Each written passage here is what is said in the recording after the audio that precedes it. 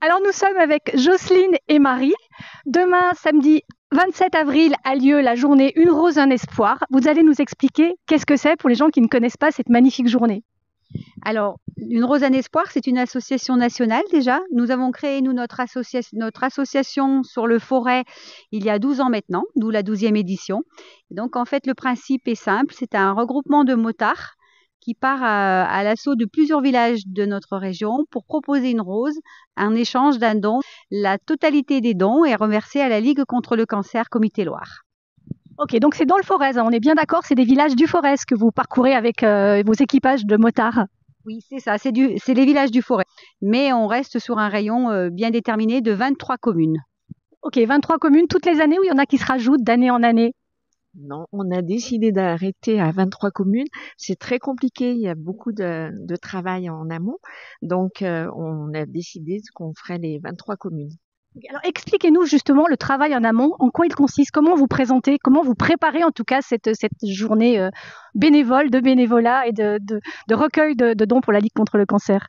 Donc, nous sommes un bureau de 9 personnes. Nous travaillons en commission. Et ensuite, il y a donc l'épinage des roses qui est fait sur le jeudi et le vendredi. Donc, le jeudi matin, nous faisons l'épinage pour 8000 roses qui ont été pré-réservées par des entreprises et commerçants. Et le vendredi, nous allons épiner les 15 000 roses qui restent pour la journée du samedi 27 avril. Alors, quand vous dites 8000 roses réservées par les commerçants, ça veut dire qu'ils ont déjà acheté, ils ont déjà fait un don? Tout à fait. Ce sont des personnes qui nous suivent depuis plusieurs années.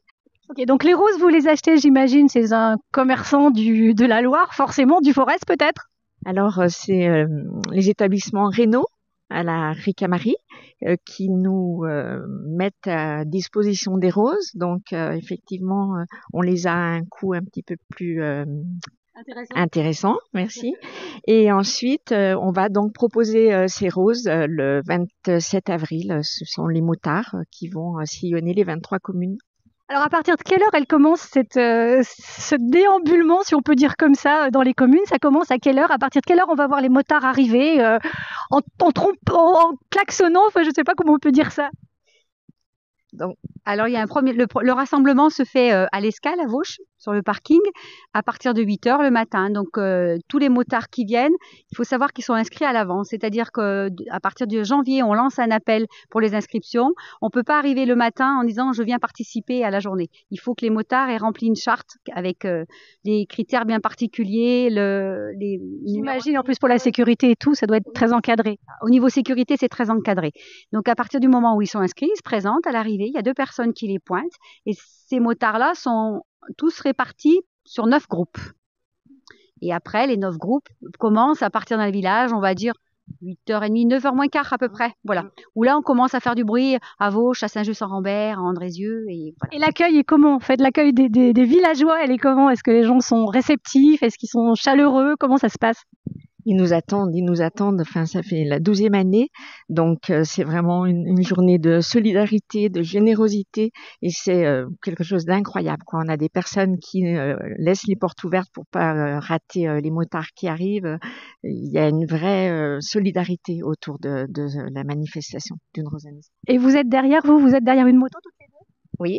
Ah, cool. Alors là, on a un motard et puis une bénévole aussi, si vous voulez venir nous rejoindre pour qu'on vous voit un petit peu. Vous avez mis vos motos là, ce serait cool de vous voir et puis d'avoir votre avis.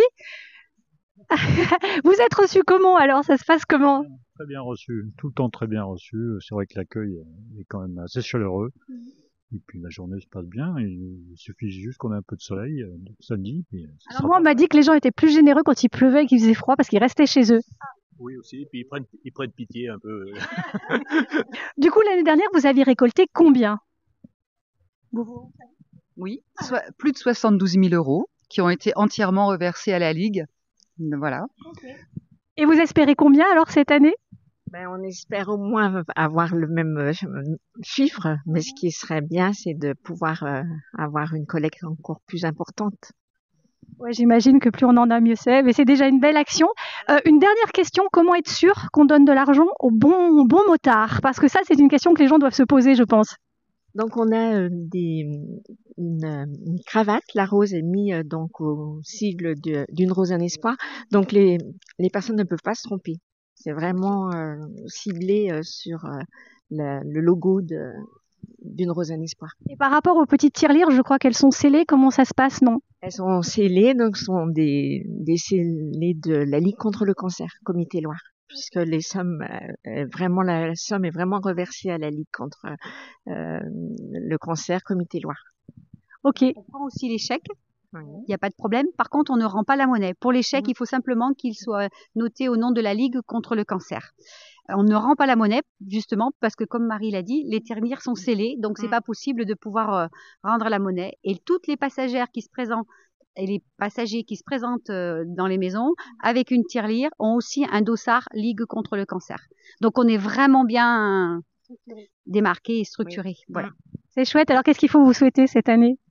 Du soleil, des portes ouvertes, des sourires, beaucoup de sécurité aussi. Il faut faire attention, vraiment. C'est vraiment très, très important cette journée.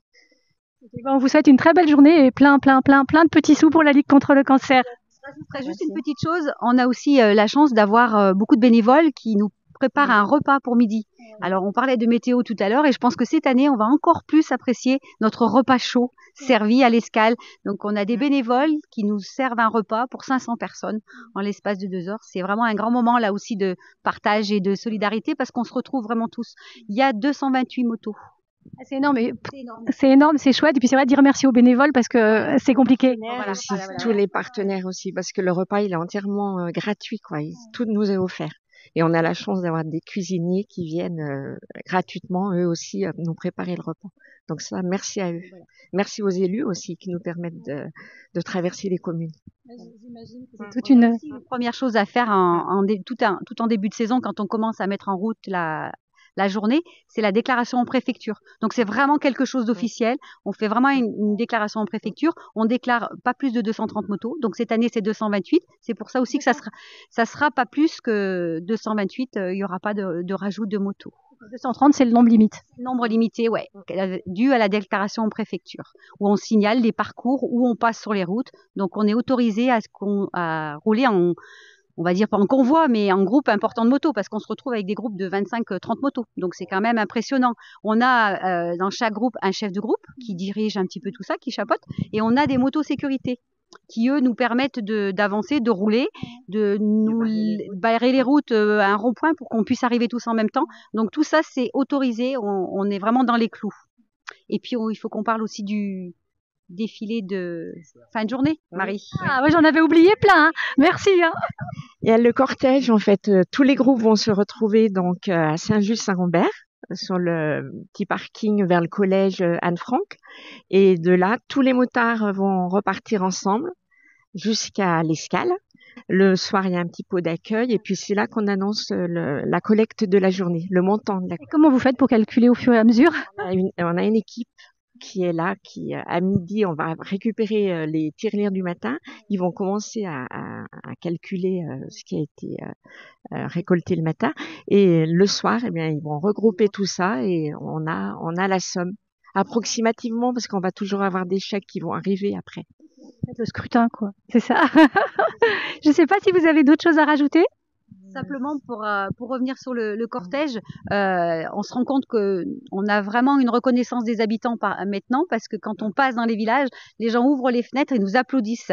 Et je peux vous dire que en tant que motard déjà c'est important, et motard d'une rose un espoir avec toutes les émotions qu'on a, vraiment c'est vraiment quelque chose de très très beau. Et ben quand on fait les roses une fois, en principe, on revient. Et c'est vraiment ça. C'est ce qu'on m'avait dit moi quand j'ai commencé, et ça fait 12 ans que je suis là. Donc c'est vraiment une réalité. C'est un beau message. En tout cas, merci de finir sur ce point positif. Et puis vous le méritez bien, en tout cas, tous ces applaudissements. Merci à vous. Merci.